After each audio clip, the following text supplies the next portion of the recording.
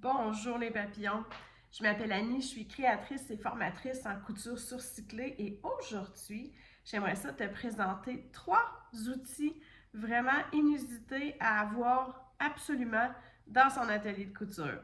Tu es au courant que tu as besoin de bons ciseaux, de craie, de fil, mais tu n'es peut-être pas au courant que le premier outil inusité, c'est super utile d'avoir un marteau.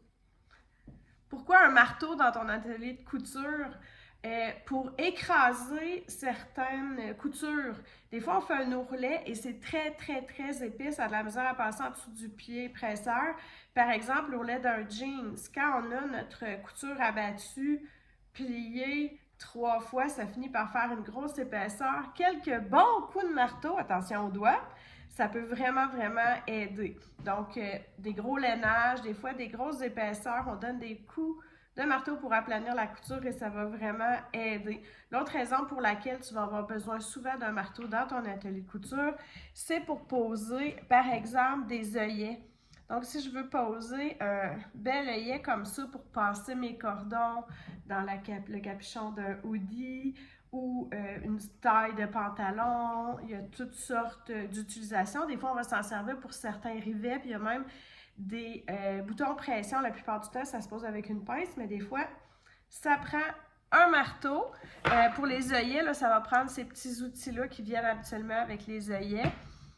Des bons coups de marteau sur une table vraiment solide, bien supportée ou carrément au sol, au besoin. Et voilà, on a nos œillets. Deuxième outil, vraiment auquel on ne pense pas avoir dans notre atelier de couture. Et non, ce n'est pas pour te mettre des chandelles, pour te calmer parce que tu es à bout de nerfs, que ça fait 15 fois que tu réenfiles ta machine ou que ta canette est vide au mauvais moment ou oui, ça peut servir à allumer une belle petite chandelle à la lavande pour te calmer, mais c'est pas de ça. Pour cet usage-là que je te parle. Souvent, on a des ganses à poser et ce sont des ganses qui s'effilochent. Si ce sont des ganses en nylon ou tout autre matériel qui est synthétique, bien, on va venir, là, je viendrai couper là, le surplus, là, j'exagérerai un peu, mais on va venir juste s'approcher. On ne met pas le feu après, là. Juste s'approcher de la ganse et la chaleur va venir comme bien la sceller et elle va plus s'effilocher. Si j'ai une ganse qui est en coton, ça ne va pas fonctionner. D'ailleurs, c'est l'autre utilisation qu'on peut faire d'un briquet dans un atelier de couture. C'est si on a une hésitation, on travaille avec des tissus surcyclés et on a une hésitation, est-ce que ce sont des fibres naturelles ou ce sont des fibres synthétiques? On va se mettre au-dessus d'un évier pour être vraiment sécuritaire et on va brûler des petits morceaux de ce tissu-là. Si ça fond, c'est synthétique, c'est à base de pétrole, fait que ça va être comme un plastique que tu ferais chauffer. Tu vas voir ton tissu, il va carrément comme fondre, se raccoter sur lui-même. Si ça sent un peu le cochon brûlé, tu sais, genre, je sais pas si ça t'est déjà arrivé, mais de te brûler le toupette au-dessus d'un barbecue, ça sent pas bon, hein? Ben, ton tissu qui est naturel, il va sentir un petit peu ça, là, des fibres animales, là. Si on parle de laine ou ça va sentir ça, ou ça va sentir un peu comme du gazon qui brûle, là. Ça, à ce moment-là, on est sûr qu'on est dans des fibres naturelles. Donc, c'est bien pratique d'avoir pas à la portée des enfants, bien ranger notre briquet dans notre atelier de couture. Troisième outil, je pense que c'est mon préféré, puis je t'en ai déjà parlé, je t'en ai parlé souvent, c'est un équerre de construction.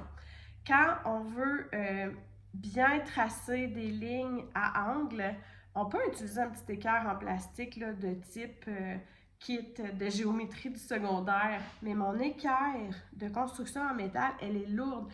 Elle va faire en sorte que mon tissu, il va vraiment être immobilisé, il ne va pas bouger. Ça va super bien pour tracer nos lignes, vraiment. Ça sert comme de poids, mais un poids tout bien réparti sur mon tissu. Puis pour utiliser le cutter circulaire aussi, là, la roulette, ça va vraiment bien d'appuyer ma lame sur mon équerre de construction.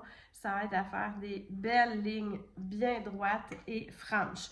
J'espère que ça t'aide, que ça te donne des idées.